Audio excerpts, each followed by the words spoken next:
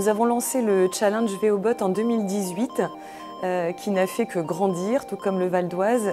Depuis cette première édition, nous avons souhaité fédérer les élèves de tous nos collèges vers la robotique, de façon à ce qu'ils appliquent le codage de façon ludique, pas seulement scientifique.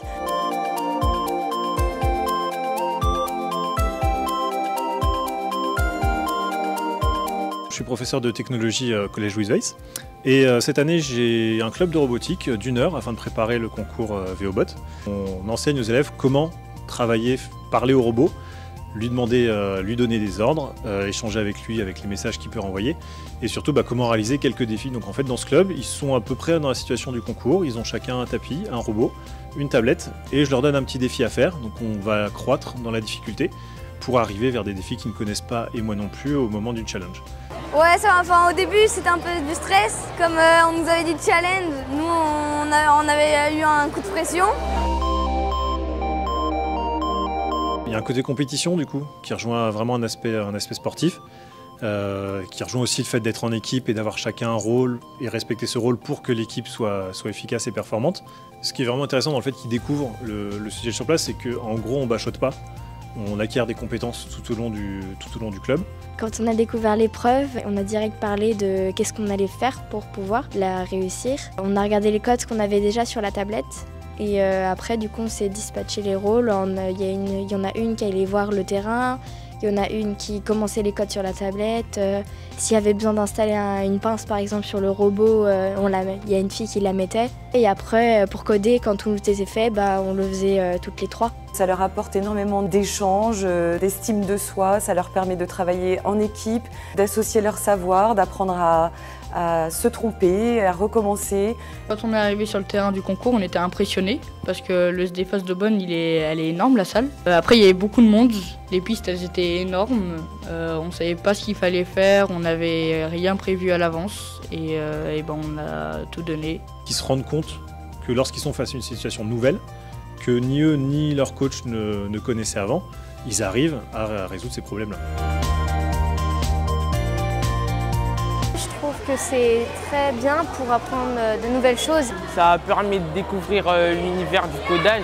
Ce qui est bien dans ce concours, c'est qu'il y a une parité de filles et de garçons et que du coup tout le monde a le droit de participer à ce concours. C'est un challenge qui, outre l'aspect ludique, véhicule énormément de valeurs. Il s'agit là non seulement d'appliquer ce qu'ils ont appris, mais également de se surpasser et c'est tout l'objet de ce challenge. La robotique au collège et le VOBOT m'a permis de plus m'orienter vers ces domaines.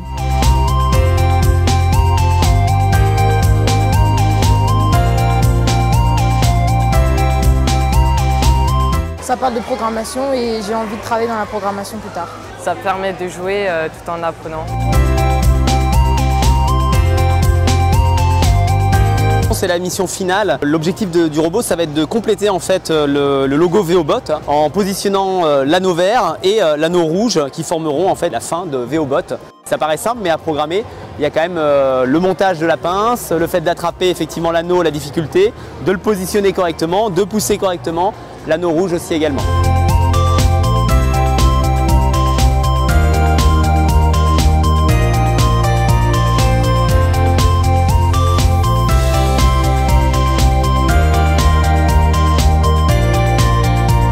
En 2022, la dernière édition, nous avons eu la participation de 152 équipes, donc 52 collèges, c'est-à-dire plus de 500 participants, dont 90 enseignants, dont je salue la participation. Et nous souhaitons faire grandir encore ce challenge, parce que tout comme le Val d'Oise, encore une fois, nous souhaitons voir toujours plus grand.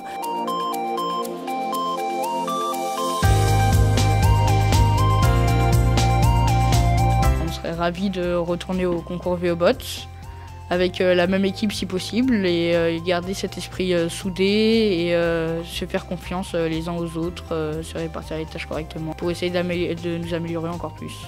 Avec mon équipe, on a décidé que l'année prochaine, en 2023, on allait refaire le concours parce que c'est une belle aventure, une belle expérience et on apprend pas mal de choses. J'ai rencontré des personnes d'autres équipes qui m'ont appris des codes. Et ça m'a beaucoup appris cette aventure et c'est vraiment extraordinaire de participer à ça. Nous avons déjà 173 équipes inscrites cette année. Nous aurons près de 700 participants.